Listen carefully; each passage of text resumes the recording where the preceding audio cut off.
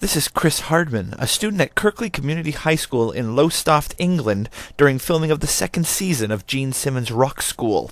From starring in this reality TV show about the making of a rock and roll band, Lil Chris translated his fame into a musical sensation in the UK, where his first single reached number 3 on the UK singles chart even before having an album in stores.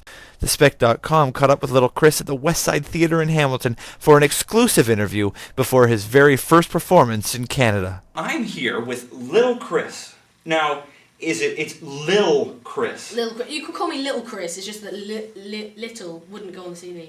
Oh, so it had to be Lil. You had to make a little. Otherwise it would have been Little Chris, but we wanted it to be Lil Chris. Lil Chris. So it's just Little Chris, yeah. And where did the name Little come from? Because I'm little. Okay, that's very creative. And the Chris part, is that now like a stage name, or is that your actual name? That's my actual name, yeah. Oh, okay. But it's just because the TV show was a reality TV show, so I got called Little Chris at school because there was also a big Chris, and if they shouted Chris, we'd both turn around. I know that problem. Yeah. You know, people would say Jody, and me and the girl in my class would both turn around, and it would be awkward. Brilliant. But anyway, so now you were involved with a reality TV show. This was the Gene Simmons Rock School. Not to be confused with School of Rock, the movie. Yeah. How did you get involved in becoming a part of that program? Well, basically, Rock School, the producers and everything, they came to our school about a month before the filming. So it was September. They came early September, and they put posters up around school saying audition for the TV show.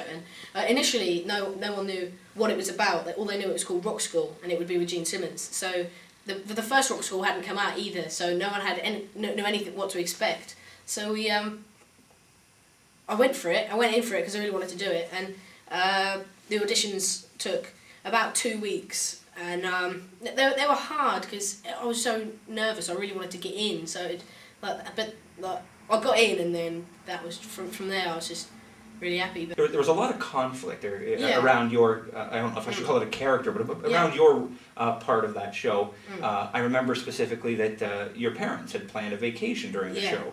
Tell me a little bit about that. Oh, that was like hell. I just couldn't.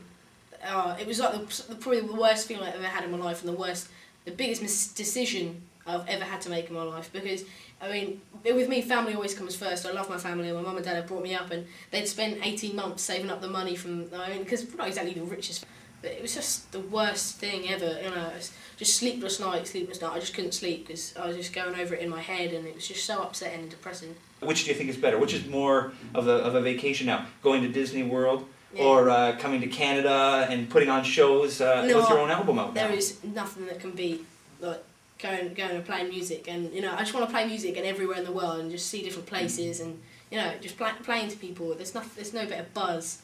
I mean, I'd rather play in front of like 800 people than go on a roller coaster. So I just love the travelling, and I just love the thought of releasing stuff out here and just discovering. Now, your album is not out yet in Canada. It's not, no. But I understand it's done very well in the UK. Can you tell me about some of the success over there? Yeah, it went amazingly well in England. Back in Britain, we released 3 singles, and they've all done really well. With also the album selling 175,000 copies, so it just flew off the shelves. And that's, my understanding, a gold record, isn't it? Yeah. Oh, that's tremendous. Yeah. And now, there's no connection now, for those people that are watching, between Gene Simmons and his role with the show and getting you actually as a recording artist. This is all on your own ability and skill. Yeah. When it finished, I was just so gutted. Like, the thing is when we were filming the documentary, it was like we were doing something every single day, and there was always something to look forward to. And there was this, and the next day we'd be going to Nottingham to film this, and next day we'd go and play this gig, and it was just like a huge whirlwind, and it's just the most amazing thing because you're just going on adrenaline, and everything's just, it's the best feeling in the world, and it stopped, and my heart just sunk, and I had nothing to look forward to, and I just felt like, I was just like, well, this isn't good, I can't like this. I was like, go to school, wake up, go to school, come back, go to bed, wake up, go to school, come back, go to bed. It didn't seem very nice to me at all. And I always knew I was going to do something to do with music or acting or something along the lines of performing, and I just thought I really got to get back into it. So I tried my best and like got in touch with the producers, got in touch with me to begin with, and we wrote the album, and it was just such a good album. Something just clicked from the start, and I knew like when I heard the album and we finished it after about 6 months of recording.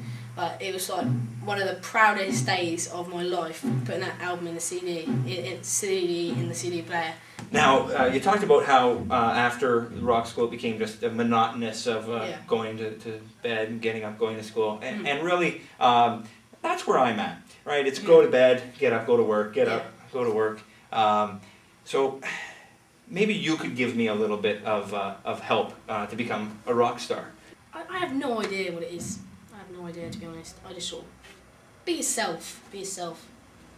Well, you've been more successful than me. So can I be Chris for a little bit here? You could. Okay. Well, we have Little Chris, and then I'm going to be Big Chris. So what should I do? First of all, like you've got the ball cap. I brought a ball cap with me.